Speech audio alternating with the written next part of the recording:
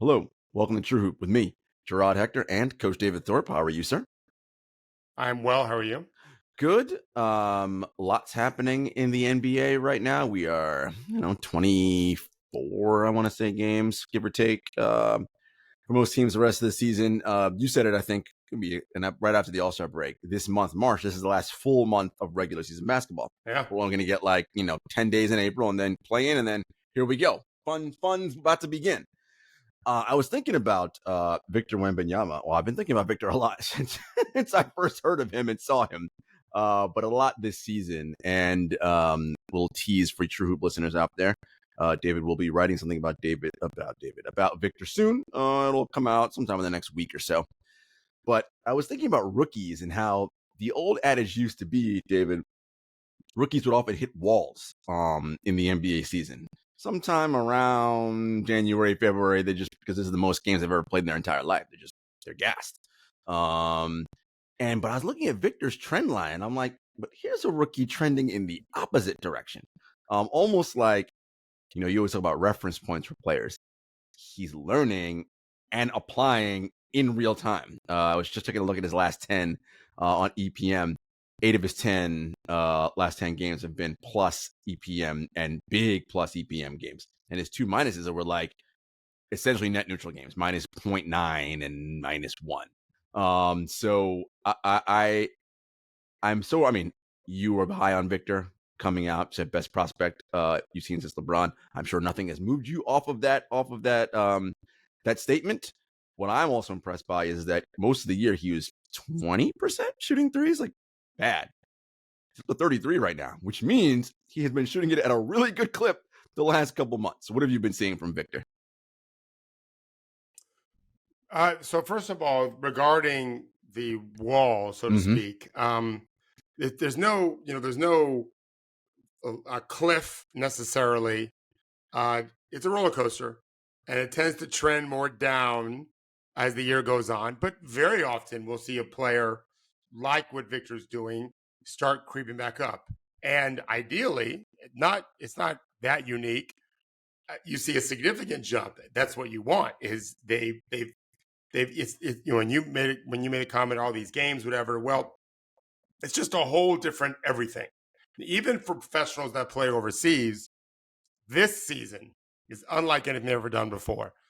It takes some acclimating, right? Living really on your own, which almost all of them are doing now. Depending on, I didn't know Victor's situation, but some of these guys still live at home when they play overseas because they play locally. It just depends on where you live. And so this is all so new. Just like on the road, you typically have a roommate in Europe. You don't have one very often. And sometimes you don't have them there either, but you never have one here when you're traveling. And so you kind of get acclimated. And the All-Star break comes and you get some pep in your step back. I think in the case of Victor and the Spurs, there's been some adjustment to how best to find him, where best to find him. The game has slowed down for him defensively. I did not say, I don't think, just that he's the best prospect since LeBron. I think I said he's the best of all time. Yes, correct. I think you said that. Not wrong. You're not wrong. He was the best since LeBron, but probably a better prospect than LeBron too, simply because it's all genetics. I was thinking about this watching them against the Pacers and Miles Turner and Siakam, 6'10" and 6'9". They're little dudes. He's just so outrageously tall and long. Yeah. And so, I'm going to write about him, I think, for next week or by Monday, Tuesday, Wednesday, we'll have it out. He's understanding how to use his body better than ever. He's not a puppy dog anymore, defensively nearly as much. I compared him. We did our call this morning. I compared him to Lawrence Taylor, since that you don't often have to game plan for an NBA defender. You do for a steals leader, and you do for a shot blocker. He is already striking fear into people who just don't want anything to do with the paint. Dwight Howard had that impact. It wasn't necessarily blocking all those shots, but his presence inhibited people from going to the paint more. So Victor is doing that. He can play make. I don't love it when he puts the ball on the ground and plays with it, but he's capable of dribbling it and he's capable of passing off the dribble. Happy to do it. He's over 40% from three, I think, in 2021. I'm sorry. 2023, 2024. Looking at some 2021 stats just now. So, but I could be wrong. Maybe it's just in the last 6 weeks, but I think it's the whole year so far over 3-point shooting, over 40%. So, I mean, he looks like an all-NBA player to me right now. Right now. Now, he doesn't have the resume for it. Correct. Because of his first few months. But now, yeah, he's spectacular. Really, really a gifted player. And feeling it. He feels himself in a good way. I'm not complaining. He's helping them. They just had nice wins go OKC in Indiana. And, I mean, I started thinking they're going to win a championship with this guy.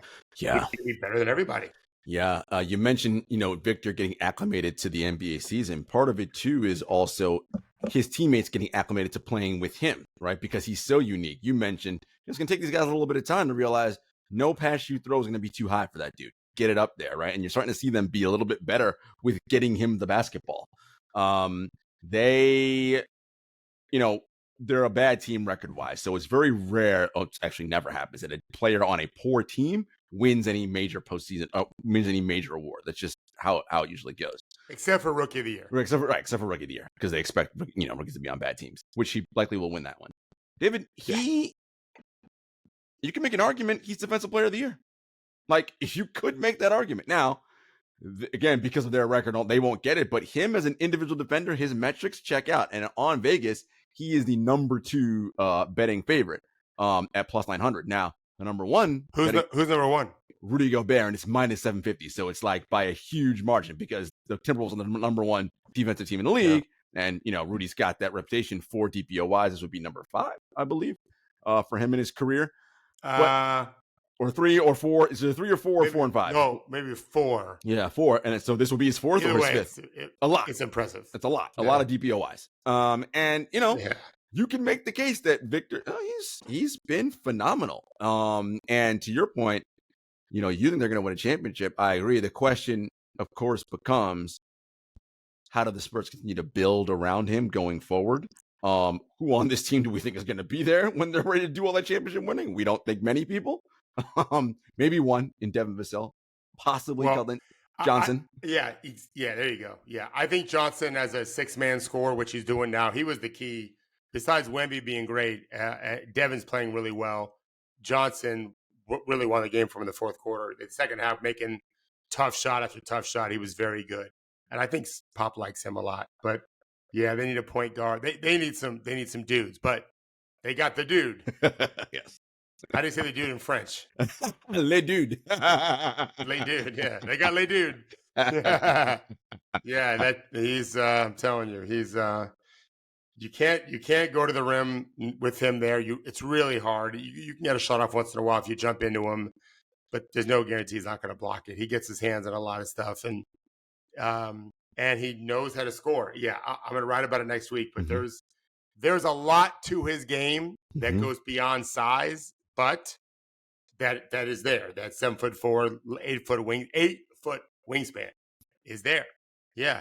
There are players with 6'10" wingspans in the league that are long, and he's got them by 14 inches. It's crazy. And he loves the game. Like the dude loves to compete. There's I said this a long time ago. I was doing a TV show locally here, and I don't remember why we were talking about golf. Might have been springtime. We were talking about Tiger Woods. He may have just won his first Masters, maybe his second. I don't remember. It was a long time ago for sure. Definitely in the 90s. The guy I did the show with, he's an ESPN college basketball commentator, Rich Hollenberg, and then he's the studio host for the Tampa Bay Rays. So I could ask him if he remembers. But we were talking about Tiger Woods, and I said then, okay, he's the best in the world now. Let's see how he handles marriage and kids. Like that's the next thing coming. Injury is always possible. Sure, of course. So injury or sickness. Beyond that, how's he going to handle being a husband and the pull that is away from what you listen? When you're single, you want to hoop all day, or him play golf all day. When you have kids, like I trust me, I had PTSD for 6 months after I heard someone dribble a ball in the front yard when my son was already in school, because I just felt like, should I go out there? I always had this wrestling match with myself, and Victor is on a path we'll see what happens. He's going to meet a girl, probably, and probably going to have kids. And the Spurs have to manage Pop's next few years well. Mhm. How's he doing as a coach? Last 2 games, really good. For the season, not good. Yeah. So, but if we just can assume more likely scenarios, which we will, he's going to be the best player in the league. Yeah. There's no other way to say it. I mean, he's already 98th percentile in overall EPM right now as a 20-year-old rookie. Imagine how good is he really? Yeah. Yeah. I mean, remember, when he started the year, he was negative, right? Like the defense is good, but offense is bad. But he is rocketed up, and it's been really incredible to watch. Wow. One of the things too that I like about him is, and oftentimes you'll hear fans and even some media people will say things like, they missed when players used to have a real competitive edge against one another. And a lot of the old time players say these guys are too friendly. There's not enough. They want to kick each other's ass. Get the fuck out of here! We all playing golf on the weekends and playing poker. Come on. We all think it's bullshit. Jesus. However, there is genuine. I'm not going to say animosity because that's a strong word, but there is dislike between him and Chet for sure, and you can see it when they play. Chet's even said stuff, and it goes back to when they were under 17 world championship. Victor beat his ass. Yeah, it goes back to that. So it's kind of nice that you kind of see a little bit of that rivalry. They're both similar body types, tall, thin, So I think it'll be a nice little, if both guys stay healthy, both teams are good, whatever. It'll be nice to have in the Western Conference, same division, maybe. No, Thunder's in Northwest. Yeah, they're in the Southwest. But whatever. I think it'll be very cool to kind of see those guys, all things being equal, and they stay healthy, battle it out for the next, hopefully, decade plus. Barring injury, that'll be cool. Listen, Magic used to kiss Isaiah on the cheek before games. And they want to kick his ass. Two of the best. But they were two of the best teams in the league, right? And we all know what the Dream Team did together, and I realized that was for Team USA. There's always going to be rivalries. These guys grow up playing with each other and against each other. And with the AAU sneaker circuits, they're spending weekends in the same place a lot. Tournaments, and that doesn't necessarily mean they're going to be buddies. It may mean just the opposite. They're also competing for rankings. That's a big deal because they want to be McDonald's All-American. So they got to be – I've lived through this with players that I help young guys. I think it's a little bit silly, but that's just how it is. They want to be ranked higher and higher and higher all the time. And then they're competing for money. Yeah. That's just how it is. So there's some natural competitiveness there. And yes, in the case of those two guys, what I was told was that Chet's always outplayed other 7-foot guys his age growing up. And his dad used to trumpet that until this is the story I was told by an agent that was at the game. And then Victor kicked his ass one-on-one. Listen, we're all for it. Kareem was mentored by Chamberlain. He famously wrote about it. And Russell to a strong degree. You can do both. But these guys come from different countries and will play against each other on, imagine, international events because Chet projects to be that. He's a perfect international player, shoots threes, blocks shots, just what we need. So, in fact, I could see him by 2026 starting for us, Chet. I like it. Because Bam can't shoot.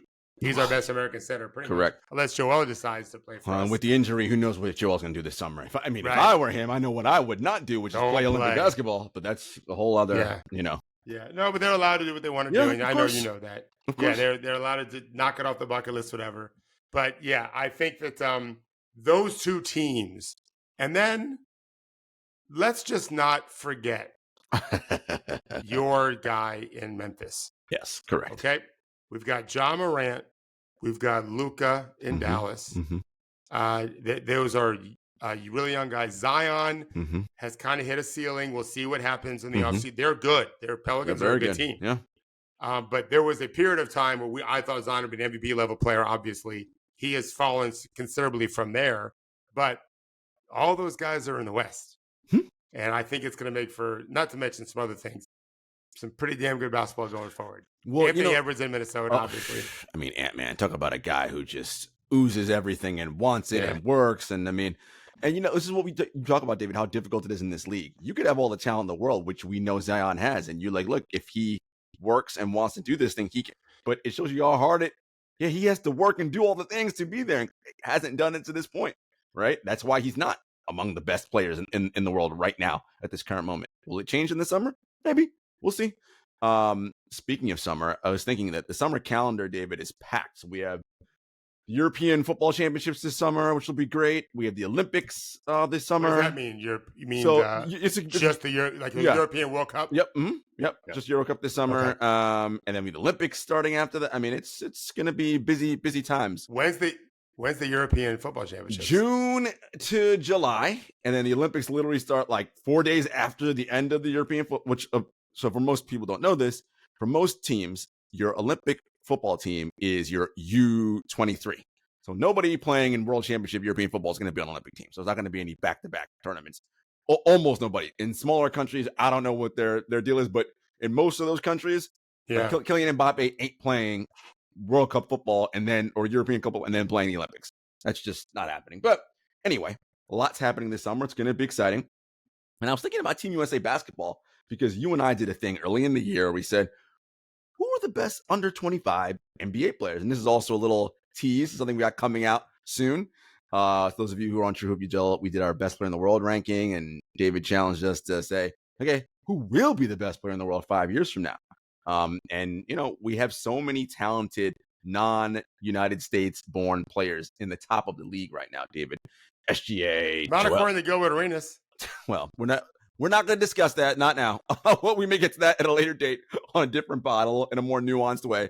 But we know about Jokic. We know about Doncic, all these amazing players. And I was thinking, Team USA is in an interesting place because they lost the FIBA World Cup last summer. Team Canada won that, if I'm not mistaken. Yeah. With SGA. They didn't win the whole. Germany won the whole thing. Germany. Yes, Germany won. Yeah. Yeah. And I was thinking, so that was all of our young guys, right? And you know how the conversation is. Oh, the reason we lost is because we didn't have LeBron, Steph, all the names get run. And what ends up happening eventually is social media starts picking up, and all those guys say, definitely in the Olympics next year, but right? All the things that they say. Okay, fine. Moving forward, we're getting close, right? It's time to figure out who's going to be on that team. So LeBron, Steph, KD, all those dudes, they all want to be on the Olympic team.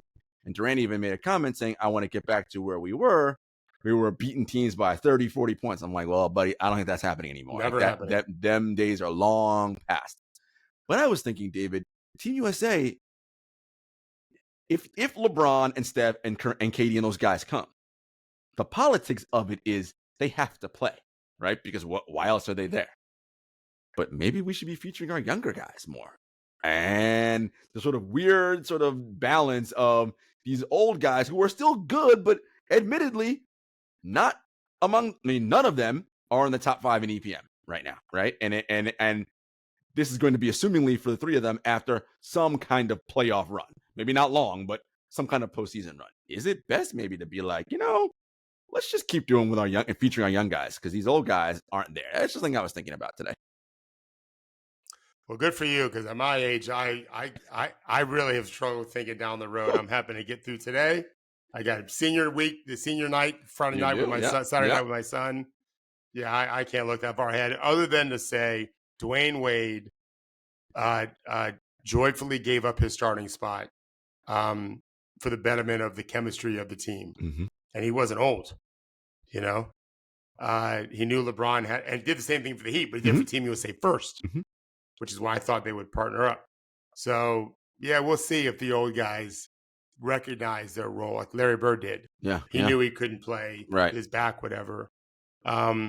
Ego gets in the way. But these guys, they seem to, I think they're just excited to play with each other, which could be really beautiful to watch. Sure. No doubt about it. I just think about the age and the wear and tear, right? Especially for those 3 in particular, right? If you're 30, all right, whatever. But 34, 35, 36, and LeBron going to be 40, that's a lot crazy. to me. That's a lot. But, we'll see what happens down the road.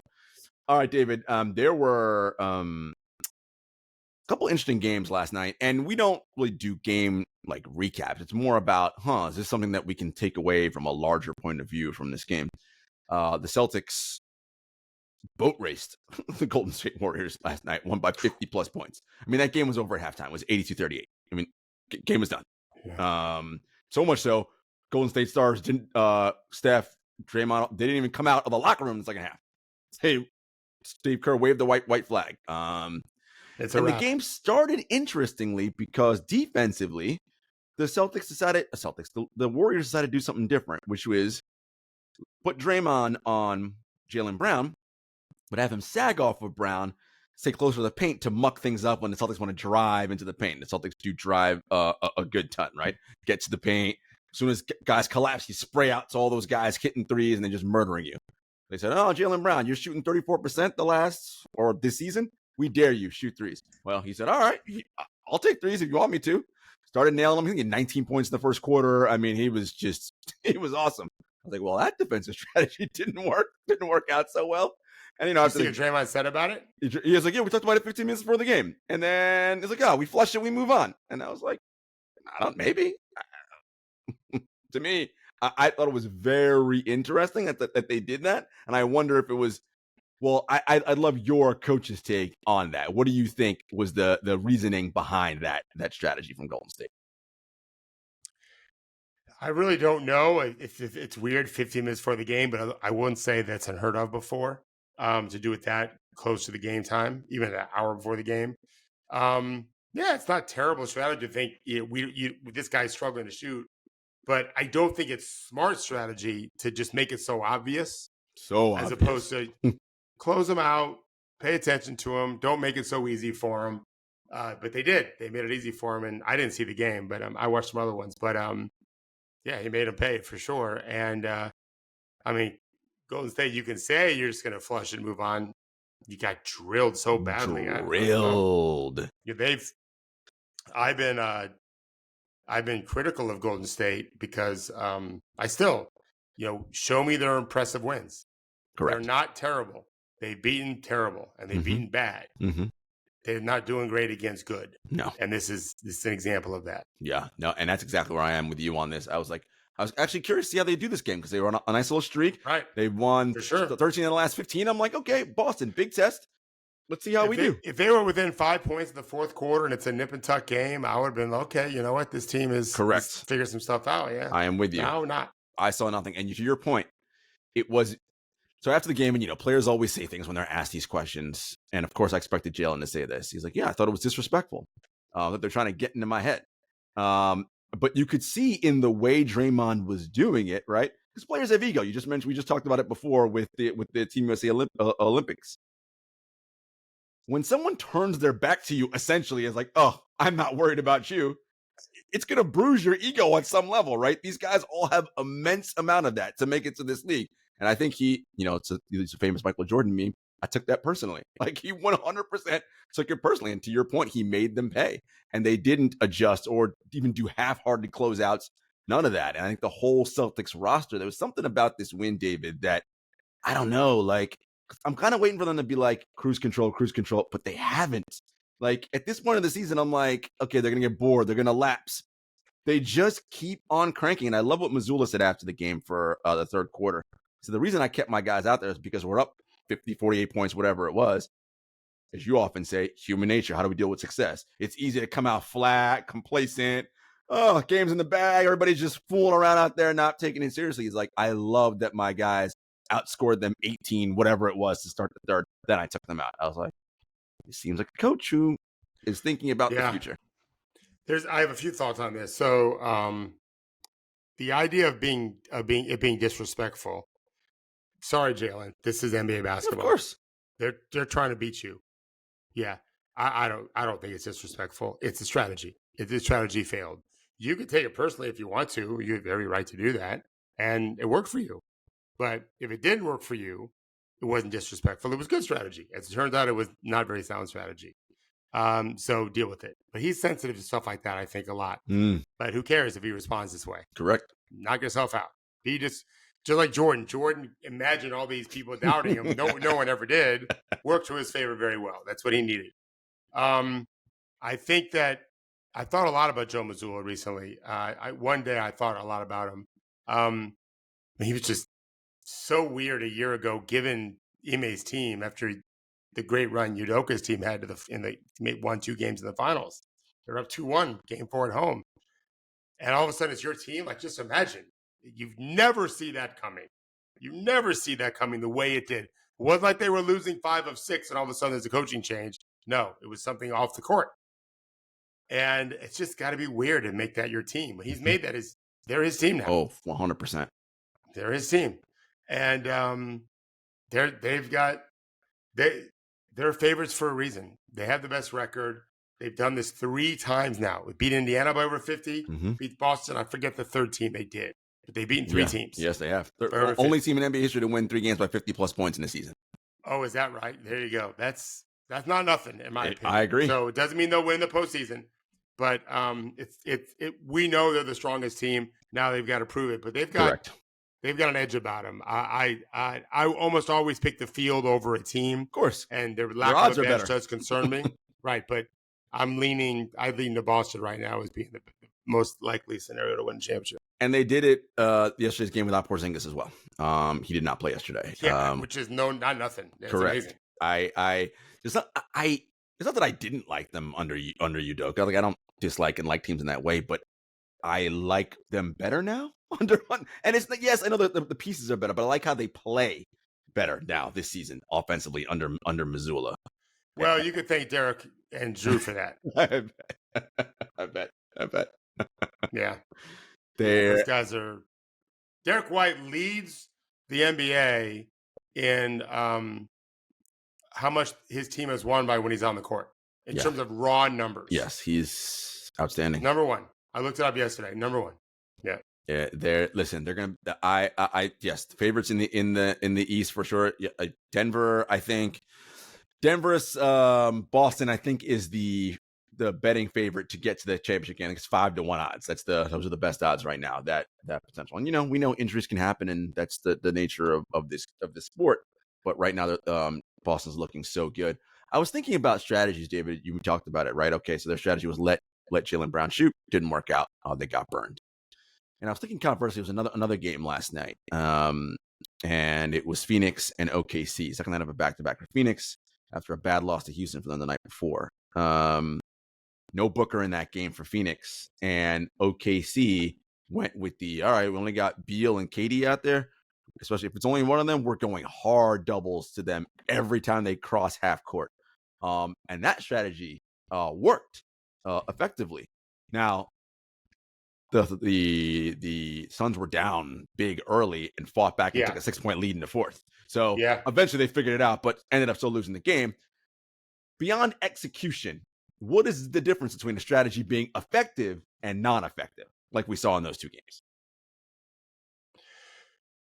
Well, you have to compare how the outcome was to what it might have been had you not used the strategy. And so so one way to look at it would be this team's going to beat us by 30 points. If I change the strategy, I don't know if we'll win, but I think we'll be competitive in the fourth quarter, and then at least put some pressure on them. That would be that's a sound strategy, right? Or if you feel like when you're coaching younger teams, not NBA teams, they may have one stud, and if you say we're not going to let that guy beat us, like I remember one time my son was in 7th grade and we played up to an 8th grade team. Our 7th grade team was very good, and their 8th grade team was their own school team. It was like 8th grade private school team, and they had a stud lefty. And I was able to coach my son's team that game, and I said, "We're doubling on the catch, not the dribble." What 8th grader has seen that before? and our team was very good, and I think he had 3 points. We kicked their ass. But after the game, if we had lost by 15 and we made those other guys beat us, to me it was still a sound strategy, because I knew we couldn't stop that dude with one dude, and we'd be in big trouble. And so that's strategy, right? So doubling KD in the NBA when they know it's coming, which I watched a third quarter today. They didn't always know where and when it was coming. You're hoping to catch Phoenix off a little bit. If you do it every time, they know it's coming and they can organize pretty well behind it, because then it's 4-3 everywhere else when you pass out of the double team, which KD knows how to do. But they caught him a couple of different spots where KD seemed surprised. And the team didn't organize to get the ball maybe to the middle of the floor, or to give him a pressure release above him vertically. If he's on the wing, the middle's covered, he's got to throw it up the court. You don't want to throw it in the corner. Someone's got to be there. So, and it also, you're trying to keep KD from getting a rhythm. Yes. You're trying to keep KD You're trying to get him a little uncomfortable. So when he does get the ball, maybe he misses one more shot in 3 than 2. He might make 2 or 3 typically. Maybe now he makes 1 or 3 over a stretch. All those things matter. So there's lots of other things too. You can take some defensive strategies just to inspire your team, get your team more energized. One thing I used to hate about playing zone, I grew up only teaching man to man, is I thought my guys got lazy. But once I was able to really I was in my 30s and 40s at this point. Once I was able to get teams to be just as active in zone as they were in man, it was more effective as a zone. I wasn't afraid to use it on occasion. And I was just telling you guys, one of my former players from the 80s, who was a great, great player for us when I was a coach, he just won his first state championship as a high school coach. His team is terrific. They made 3 straight Final Fours and get everyone back for next year, a famous school called Gibbs High School in St. Pete. And they beat a great team, Andrew Jackson, who had beaten them early in the year. And I was so happy I didn't see the game. It was Saturday afternoon. I really wanted to go. It's just an hour away. The head coach, Larry Murphy, after the game, he talked about going zone in the second half. And he said, I don't think we played 20 minutes of zone all year. And I know he's thinking, thanks, Coach Thorpe, because he played 0 seconds of zone. He played for me in the 80s. I had him for 2 seasons, his last 2 years. And he said, but we've been, he said this to the media, we've been practicing the zone just for this team. And that's smart. So part of good strategy is make sure you do stuff that you have practiced before. If you're trying stuff you've never done before, it's much riskier. Doesn't mean it can't work on occasion. It can't. It's much riskier. You want to do in games that which you've practiced. Yeah. And so people know Miami is going to play a zone. Doesn't mean they can necessarily solve it because of the activity of the Heat defense and also how they might play some things. If going into the next game, Phoenix, let's say this was a series, Phoenix versus Clippers. I'm sorry, Phoenix versus Thunder, which we might see. We could see that. Very true. They should be much more ready for these doubles. And so when they double on the catch as opposed to the dribble, let's make sure we run a guy here. And who is going to those spots matters too. And they'll be ready. I think that's so illustrative what you just broke down there. And you mentioned earlier, you said, you want to get KD out of rhythm. And after the game, he said that, right? It's tough to get your rhythm when the double teams, I'm not exactly sure where it's coming from, right? And to make a player that has that many reps, who's seen a lot of stuff, unsure, that's what you want, right? Because it's hesitancy, which is all you need to give you the advantage on defense. But I love your point about release valves. And so an average fan watches a game, David, and they'll see a turnover. Oh, Kevin, that was a dumb pass. Why'd you do that? They'll blame the passer. Right. But how much of it is, to your point, who is going where and where are you spaced out on the floor? If he's trapped in the corner, well, you guys have to give him some places to see, right? Or if he's up near the corner of the top of the key, right? Where is everybody else on the floor so we can see? Because he's tall, he's 7 feet tall, right? Give him angles to see and get you the ball so you can release out of that. How important is that, and how do you drill that into it? I mean, you should be doing this when you're young. This is, one of the things you do when you start coaching middle school age kids is, at least I did, you teach them how to go to the ball, not away from the ball. So last night, watching a G League game, 2 nights ago, I was watching a G League game, and a player was dribbling, a player that I helped was dribbling near half court as a quarter was ending. He got double teamed. All of his teammates were just running away from him, oblivious what was going on. He tried to throw a pass to the nearest guy. It got picked off. They made a pass. One of my other guys hit a 3 at the buzzer. And so I texted the guy that turned it over. Like I said, you have the privilege going forward. When your 4 teammates basically say, fuck you, you're on your own. When you're doubled, just punt the ball away, which means throw it all the way down the court. There's like 2 seconds left to go in the quarter. Don't give them a chance to get a shot. And if your teammates say, what are you doing? You say, I don't trust you motherfuckers. If you guys, someone that come back to me, I'd easily execute the pass, but you didn't. So I got to make sure the bad guys don't get it, right? You can't run away from that stuff.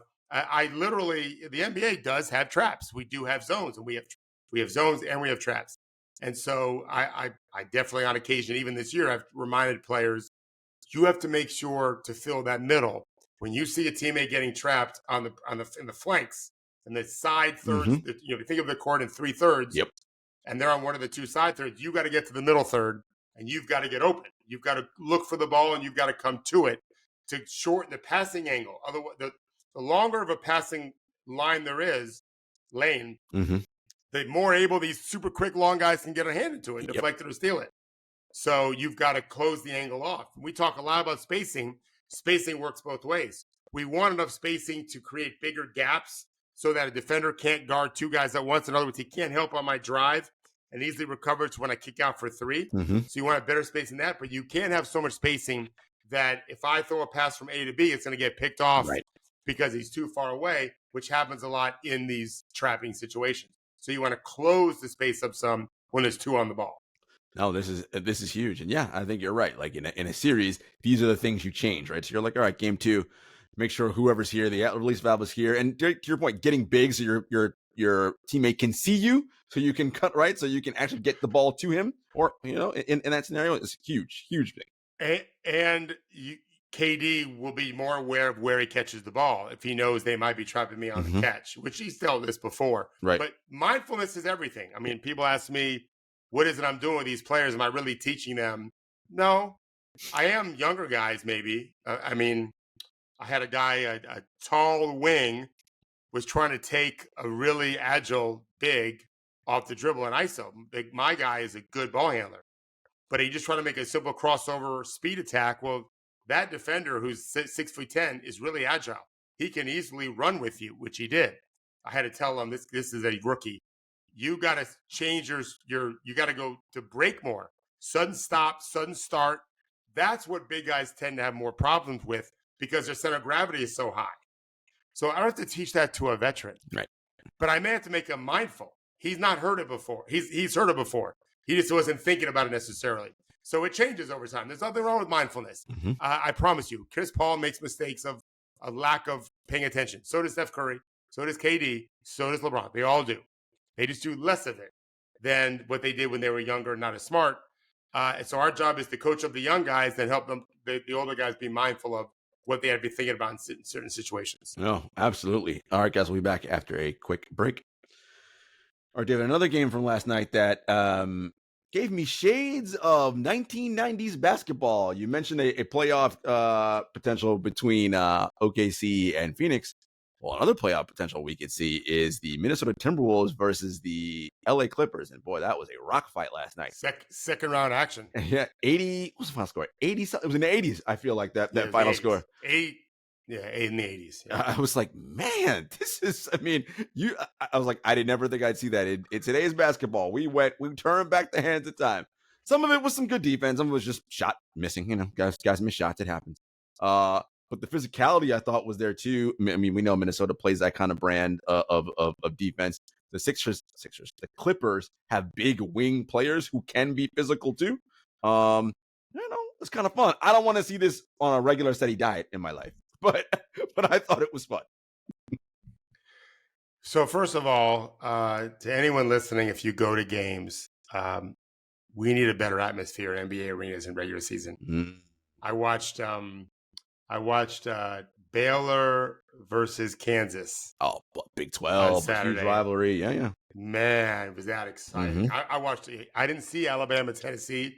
I haven't talked to Ryan yet. He called me, but like I know it was my brother watched it. One of my brothers watched it.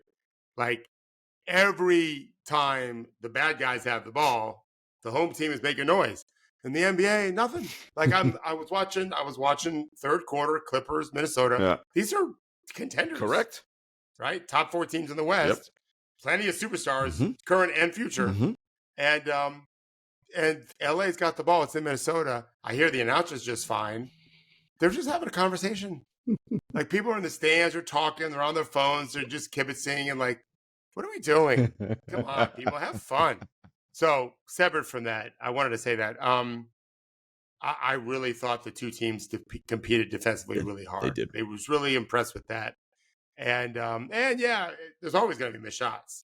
But I thought that the level of defensive effort was elite on both teams. James Harden was well guarded by McDaniels. He's a good defender. I talked to a knowledgeable insider today who with the Clippers who thinks that's going to happen more and more. But put a long, quick guy on him. He just can't do what he used to be able to do.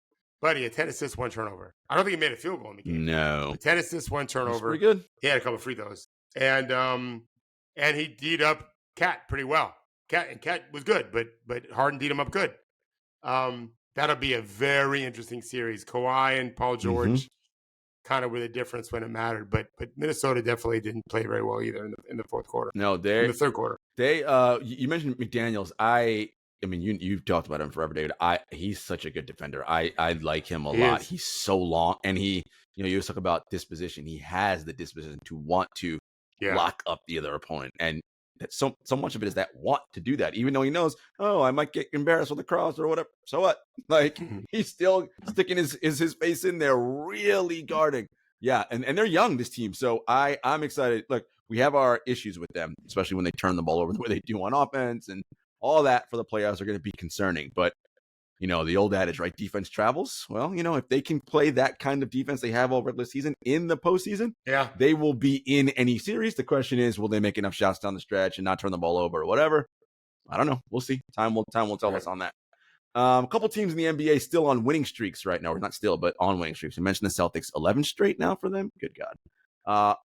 The Nuggets, I feel like I used my car analogy last week. They're shifting gears, David. 6 straight. They're like, and it's the games that they're winning. Oh, I was talking about, the Warriors on a hot streak. Nope, beat them by 10 plus. Oh, the Lakers. Nope, beat them by 10 plus. Every team that like, ooh, this team might be doing something. The Nuggets kind of just show up and they're doing that championship thing where it's like, we were kind of coasting a little bit. We talked about Jokic this morning, how you're like, you think he has 35% more to give. I'm not saying the team is 35, but I think they're doing something similar where they have another 15 to 20 to really kick in. And they do it on some games when they're like, all right, let's remind everybody we're the defending champs. But I like how they're playing right now. If you're Denver, you've got months left to go. And so you have to cool it down a little bit. Mm-hmm. My gut feeling is that Jokic has a lot more. But that's scary. Good luck. He's the third best player in the league right now, metrics wise. Right. Playing at 75% whatever to give. Yeah. They're a very professional organization. They know what they're doing. They know they've got the same core for years now. Mm-hmm. Same as Miami for the most part. Like some of the many of the guys, like same systems. Big advantage. Yeah. Michael Porter Jr. playing well for them. Murray, like that. Aaron Gordon. They're look. They won the championship last year, so nothing that they see in the postseason now will phase them. They've gotten over that part, right? This team's been up 3, whatever. They've lost, blown series. All the things have happened to them, so it won't be those kind of moments that frighten them or whatever. If they get beat, it's because you're playing better and they're playing poorly, and you're making them play poorly. That's what's going to have to happen. Right. And right now, I don't know if I can see any team doing that 4 out of 7. But we still have 5.5 weeks to go or so before the playoffs start. The Bucks, a team who we, they got Dame. We were like, oh, okay, whatever. They got Doc, and we were like, okay, whatever. No, nothing thrilled us about either of those two things. But they are winning. They've won 5 straight, 6 maybe. 5 in a row. Have they figured anything out, or is this just scheduling? They played some bum teams, whatever. Still not sold on them come the postseason.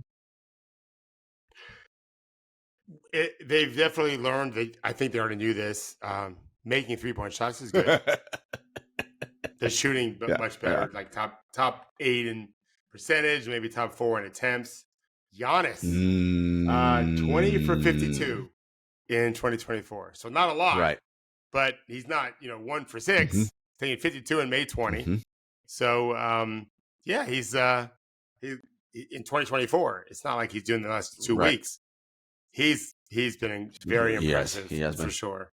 I'm not convinced. They're playing much better offense and much better defense, but they also in this 5-week win streak, they've beaten nobody. Charlotte, Chicago, I think they have one good win. Right. I forget. I think one good team, which is fine. But just like Golden State, I need to see it.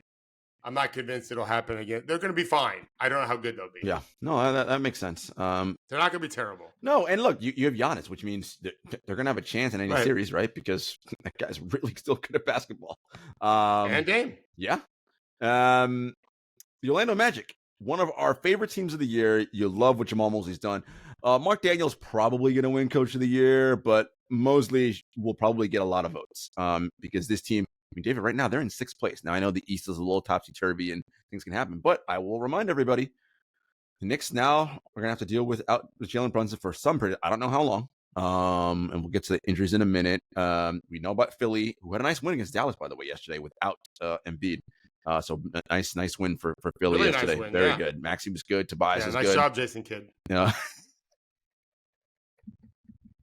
You can always tell who David thinks are good coaches in this league and who aren't good coaches. We know how he feels about Jason Kidd and Darvin Ham. Very clear. But listen, the results speak for themselves. I have more patience with Darvin. He's in his second year. It's a hard, I have no patience for Jason Kidd. Listen, again, I've said this before. When he publicly said, "I'm just like you guys, just watching the game," that was it for me. Yeah. Like, You're we're paying you to watch the game too.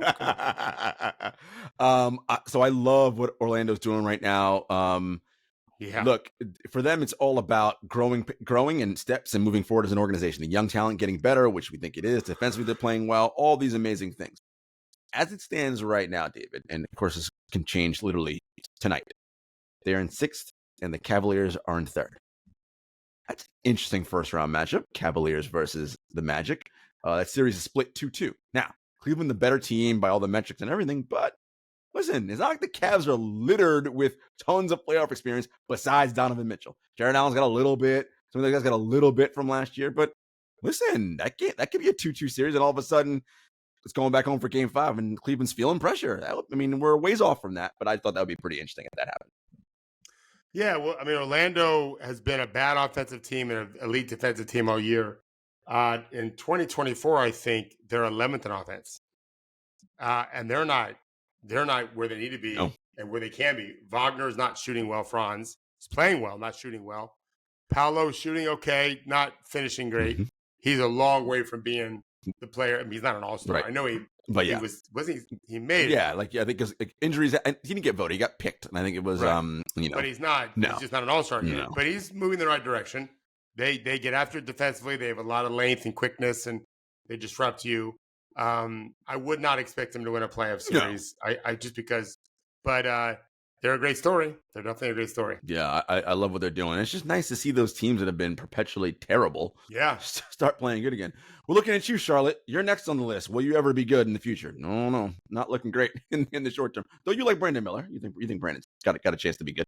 I think he's really talented, super talented player. Yeah, and Mark Williams, I like a lot too. Just a question of if that is the right place to incubate and nurture that talent. Yeah. So far, the answer is no. Yep. But they got a new GM. Yep.